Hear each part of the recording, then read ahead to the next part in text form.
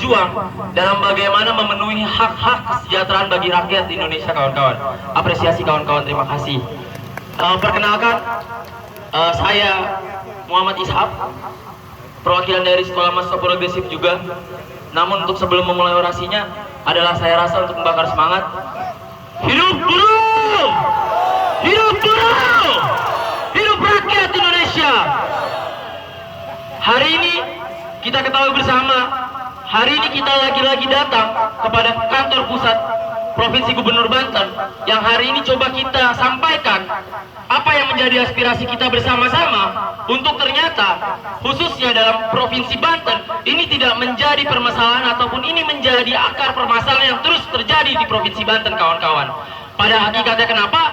Karena hari ini berbicara kesejahteraan buruh di Banten adalah hal yang sangat dilupakan oleh Provinsi Banten, kawan-kawan. Kenapa, kawan-kawan? Karena sejatinya dalam Provinsi Banten terbukti kualitas pekerja ataupun tenaga produktif dan penyumbang terbesar dalam pengangguran itu adalah termasuk di Provinsi Banten, kawan-kawan, yang akhirnya mempengaruhi kepada skema pengupahan maupun program-program politik yang dimana menindas buruh, kawan-kawan. Sepakat, kawan-kawan? Maka hari ini sejatinya walaupun memang ini adalah mengkonsenkan isu buruh, tapi ternyata ini tidak melepaskan diri kita juga, ataupun saya mewakili kepada seluruh mahasiswa Banten ataupun dari Sempro, untuk terus menggaungkan satu bentuk solidaritas pada kawan-kawan buruh. Mengapa? Karena sejatinya perjuangan kelas buruh itu adalah bukan perjuangan sendiri, kawan-kawan, tapi perjuangan kelas buruh itu akan berdampak kepada seluruh perjuangan multisektor, sektor mahasiswa, sektor petani, sektor rakyat miskin kota, dan sektor rakyat dan lainnya, yang dimana buruh akan memimpin satu perjuangan yang nyata di Indonesia, kawan-kawan. Inilah yang akhirnya selalu menjadi garis bawah oleh sektor mahasiswa, yang dimana kenapa kita harus berjuang bersama buruh, kenapa kita harus berdekatan bersama buruh, mengapa kita harus terus mendorong buruh untuk maju ataupun untuk melawan hari rezim yang dimana kita tahu hari ini rezim tidak berpihak pada kita, kawan-kawan.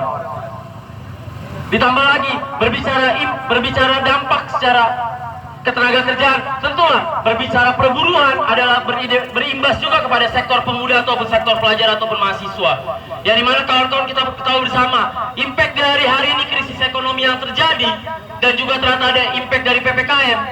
Ini ternyata juga bukan hanya berdampak kepada sektor-sektor buruh, yang dimana mungkin hari ini banyak kawan-kawan yang di PHK, dirumahkan, ataupun tidak dibayar gajinya. Tapi sejatinya karena orang-orang tua kita juga bekerja sebagai buruh, ini yang menjadi korelasi. Kenapa hari ini mahasiswa harus terus mengkawal? Kenapa hari ini mahasiswa harus terus bergerak berjuang bersama buruh, kawan-kawan? Itulah yang sejatinya perjuangan sesungguhnya itu terjadi atas dasar kesadaran yang sama, perjuangan yang sama untuk mendapatkan kesejahteraan yang sama. Apabila kesejahteraan buruh didapatkan, maka kesejahteraan masyarakat seluruhnya akan dipastikan terjadi di Indonesia, kawan-kawan. Inilah yang akhirnya menjadi titik balik, ataupun inilah yang akhirnya tidak pernah terluputkan bagi kawan-kawan mahasiswa harusnya. Bagaimana secara mahasiswa menjadi sektor yang tertindas dalam posisi pendidikan, yang dimana kawan-kawan buruh mempersekolahkan ataupun membiayai anak-anaknya melakukan perkuliahan tinggi, yang ternyata ujung-ujungnya itu adalah untuk juga kerja di pabrik, kawan-kawan, yang akhirnya pada ujung-ujungnya itu akan menjadi buruh. Buruh apa? Buruh siap upah, yang siap juga untuk upah rendah, kawan-kawan, yang dimana status kepastian kerja tidak akan ada, yang juga akhirnya secara program politik dalam ketenaga kerjaan tidak menjaminkan hak-hak kesejahteraan bagi seluruhnya, kawan-kawan. Nah, inilah yang akhirnya menjadi korelasi kenapa antara perjuangan buruh dan perjuangan sektor lainnya, terutama di sektor mahasiswa, ini sangat berkorelasi, kawan-kawan. Kenapa? Karena memang sejatinya dalam sektor mahasiswa atau pelajar, orang tua kita pun juga terdampak. Banyak juga dari orang tua kita sama-sama ada yang kena PHK, ataupun juga terkena imbas dari dirumahkan, tidak dibayar.